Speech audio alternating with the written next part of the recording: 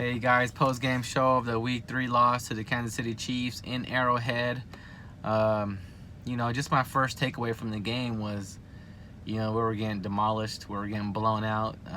It looks like we couldn't stop anybody on that team.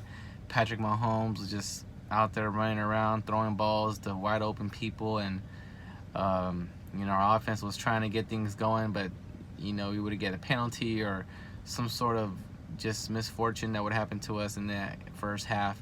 Then obviously we did make a comeback in the second half. Behind Jimmy G and the whole team, and the defense actually stood their ground and stopped Mahomes and only held them to 3 points in the second half, which ended up losing 38-27.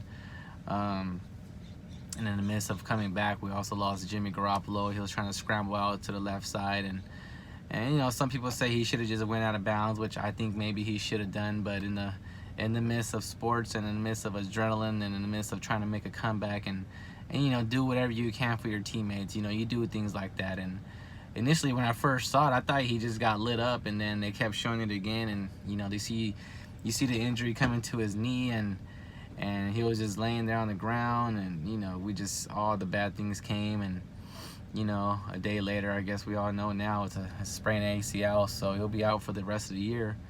That was that game was an eerie kind of game. I'll just say this real quick too. I feel like ever since we moved from Candlestick, man, there's been some sort of weird curse on the Niners, man. Even in the building of that Niner Stadium, they, 2 construction workers died there. I'm not saying that we played there. I'm just saying there's some sort of weird aura going on with this team, and the fact that we didn't sign Kaepernick after he, stood for this thing, and we didn't sign back Eric Reed, which was another reason why, I think, maybe some bad misfortune is coming to us, because we should have brought, Eric Reed back. That guy played his ass off last year for us, even in the midst of that sorry team that we had last year. People just, he was one of the main guys that played really hard yesterday. We forced him to play linebacker last year. So he did a lot of good things for us. We should have brought him back for sure. And then, yeah, like I said, we lost Jimmy Garoppolo, we lost Sherman, we lost Breida, looked like to a hyperextension. He came back. We lost Adrian Colbert. We lost, I don't know if I said Richard Sherman already, but he'll be out for a couple of weeks. It just felt like every time I looked up, we lost our offensive lineman again. I just felt like every time we looked up, I felt like someone was getting hurt in that game. Reuben Foster got hurt a couple of times. Like I said, it was just like a perfect red wave of a Kansas City Chiefs offense just dominating us, and our offense just couldn't get nothing going in the first half. And I was really interested to find out how we were gonna come out in that second half. I was gonna see how resilient we were, because our first 2 games, the one thing that we did show was resiliency. So that was one thing that I wanted us to show off again, and we did. We came back from almost 28 down. We made a big rush at the end with big push. Everyone was really doing a good job. The whole team stepped up in the second half, and our defense, like I said, only allowed them to have 3 points. So it is kind of a sad day in 49er Valley, 49er, world, because, we lost Jimmy G, our high-priced, free agent, which, like I said, this year has just been a weird year, man. Maybe all the hype, Jimmy G going out with a porn star. Just looking back at everything, we're just talking too much, we're doing too much. Maybe it's just God bringing us all down to humble pie. Sometimes you need a nice, huge slice of the most humblest pie. Even though we had it last week, we got a young team. Young people don't learn real quick. It takes them a year or two. So, we might have to pump the brakes on this year. It all depends on how C.J. Beathard responds to the team. How the team responds to him as well. I feel like we are a better team all around compared to last year's team, and he was part of that team that, did win, lost 5 straight games with 3 points or less. So, I'm hoping that, a year behind Garoppolo and second year in the system, I'm hoping that he's going to take the bull by the horns and take over the ship, That's all we can hope for now. Unless we become this dominant defensive team where we just run the ball and play smart football, but our defense isn't that good yet. So our offense is still going to have to be the same sort of offense. I know we're going to be a little more maybe cautious in that sense. We might have to run the ball a little bit more, but CJ Beathard has a nice arm. He can make every throw out there. So, and I know he has heart. I remember seeing him play last year. He must have got destroyed all the games he played in, and he took it. He never complained.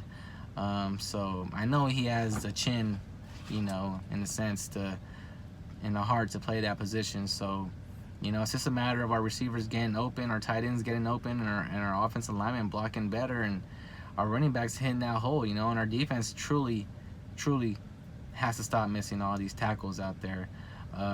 It's becoming comical when you see someone trying to go out there and light someone up instead of wrapping up. I mean, this is not a light-up show. We just need to get the guy down, and that's it. There's no reason to try to crack this guy or anything. Let's just get the guy on the ground, and let's rally to the ball. That's all we got to do.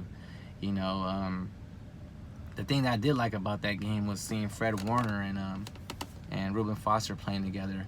I think there could be a nice duo there. I seen Reuben Foster and Fred Warner kind of feed off each other.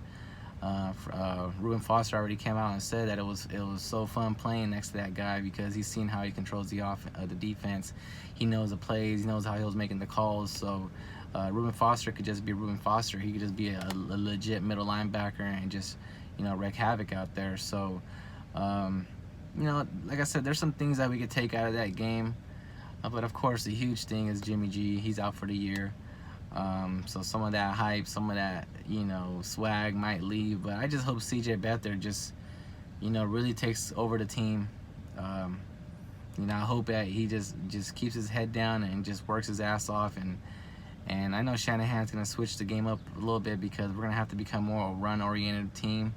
Maybe a little more fast throws, you know, those quick 3-yard outs, the 3-yard runs, just to get the ball going, get the offense going, you know, high tempo. So I'm hoping that George Kittle can break out more with, you know, with his quarterback from college. And I know they have some sort of chemistry there. So, you know, like I said, it's going to be on our whole team now. You know, Robbie, from our special teams, defense, and offense, and especially our coaches, you know, they're going to have to put this team in a good position to win every game.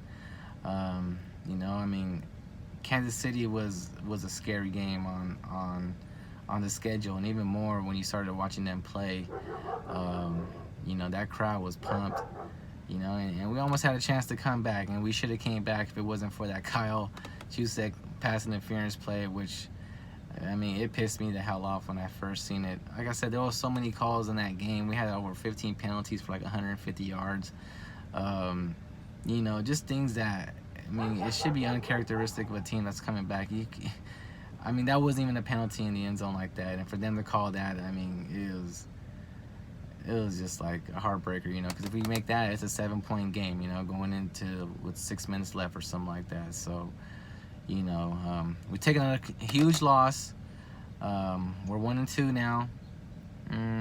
You know, we have the San Diego Chargers, you know, in LA next week. So we'll see what happens with that. I know they're kind of beat up a little bit too, but that's always a scary team, especially because they got Phillip Rivers and, you know, pretty good defense too, and the receivers over there. So, and the running back. So we'll see what happens come Sunday. But like I said, the 49ers are 1-2. Sad day to see Jimmy G gone, but like I said, we got to be optimistic for CJ and see what he can do with this team. Let's give him about a couple of games and see what he looks like, and then we'll make a better judgment then. So, you know, you guys have a good day, have a good week, and just remember, you know, he's hurt, but I mean, we can't dwell on that. We got to move forward. We got to look for the next game. The next game is San Diego. So let's transition to that and let's see what the future brings. All right, you guys have a good day.